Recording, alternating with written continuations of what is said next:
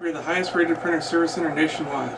If you're interested in learning how to receive free labor on all of your service calls as well as how to qualify for free printer upgrades, contact us today. We are here for all of your printer and office supply needs. Okay, today we're going to show you how to replace the drum and reset the drum counter on a Brother HL-1440 printer. It's a pretty simple process.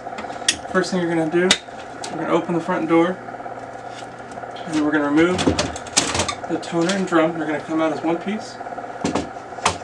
Once you have the toner and drum out, there's a little blue tab at the side of the drum. We're going to push down the little blue tab and lift the toner out of the drum.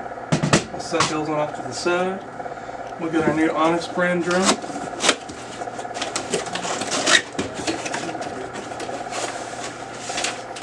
Inside of every Onyx brand drum there are written instructions on how to replace the drum.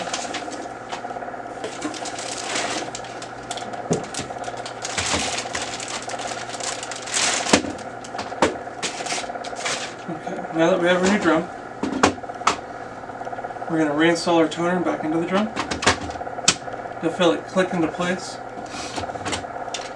Once the toner is installed into the drum, you'll see this little blue tab at the very top of the drum. You're going to want to slide that back and forth the full length of the drum about 2 or 3 times, making sure that you end and finish where the same place that it began. There'll be 2 little arrows pointing at each other.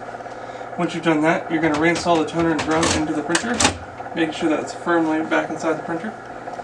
After that, you can leave the front door open, and you're going to push. There's kind of a big square opening here on the side where the LED lights are.